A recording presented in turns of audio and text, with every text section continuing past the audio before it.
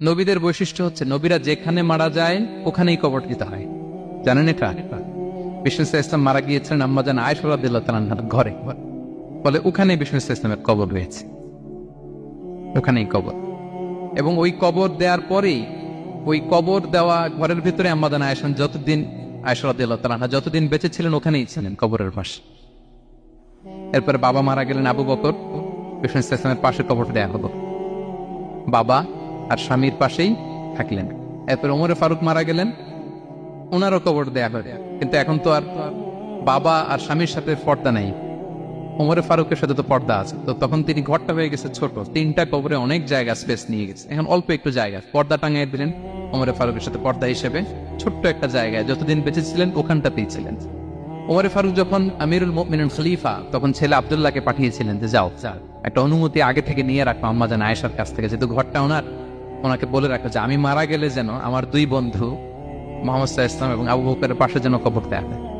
আব্দুল্লাহ এসে বলল, আব্বা জান তো এই পয়গাম পাঠিয়েছেন। আয়েশা রাদিয়াল্লাহু তাআলা আনহা বললেন, আমার খুব ইচ্ছা ছিল আমি আমার স্বামী এবং বাবার পাশে শুব, কিন্তু আমিরুল মুমিনিন যখন চেয়েছেন এটাকে আমি ফিরিয়ে দিতে পারিনি। ঠিক আছে যাও, তোমার আব্বাকে বলো তোমার আব্বাই শোবেন ওই জায়গায়। আচ্ছা, তো ওমরে ফারুক আপনারা জানেন অ্যাসাসিনেশনে ইন্তেকাল করেছেন, আত্মাইর আঘাতে, ছুরিকাঘাত করা হচ্ছে কয়েকবার, স্টেবিং। এত জখম হয়েছে দুধ দিলে ওই জায়গা দিয়ে দুধ বের হয়ে যায় না, বীজ পানি দিলে বের হয়ে যায়। তো সবাই বললো আমিরুল মুমিনিন আপনি এবার ওসিয়ত করেন, কে হবে আপনার পরে লিডারশিপ, কে নিবে, মুসলিম উম্মাত অনেক বড় হয়ে গেছে। তখন তিনি ওসিয়ত করলেন এবং ছেলেকে আব্দুল্লাহকে আবার বললেন যে আব্দুল্লাহ আবার যাও, যে আম্মা জানের থেকে অনুমতি নাও। বলতেছে অনুমতি না নিলাম আর অনেক আগে, উনি তো বলছে আপনি মারা গেলে ওখানেই শোবেন। বলতেছে না, তখন আমি আমিরুল মুমিনিন ছিলাম, এখন তো কিছুক্ষণ পরেই মারা যাবে, এমন হতে পারে আমার ভয়ে বা লজ্জায় তখন অনুমতি দিছে, এখন আর দিবেন, আবার যাও। আবার গেল, আয়েশা রাদিয়াল্লাহু তাআলা আনহা বললেন না, এখন আমি আগের কথার উপরে আছে, তোমার আব্বাই সেখানে শোব। সুবহানাল্লাহ। ওমরে ফারুক ওখানে শুলেন, তখন তিনি পর্দা আরম্ভ করলেন আম্মাজান আয়েশা। তাহলে রাসূল সাল্লাল্লাহু আলাইহি ওয়াসাল্লামের কবরটা হচ্ছে আম্মাজান আয়েশা রাদিয়াল্লাহু তাআলা আনহার ঘরের ভেতরেই।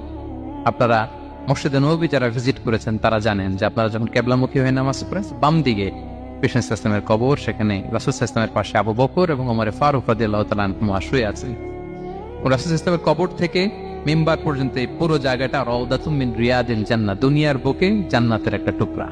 বিষ্ণু সাল্লাল্লাহু আলাইহি ওয়াসাল্লাম ইন্তেকালের আগে ওনাকে অপশন দেয়া হয়েছে, নবী আপনি চাইলে থেকে যেতে পারেন আজীবন, আর চাইলে আমার কাছে চলে আসতে পারেন, এই হ্যাভ অপশন।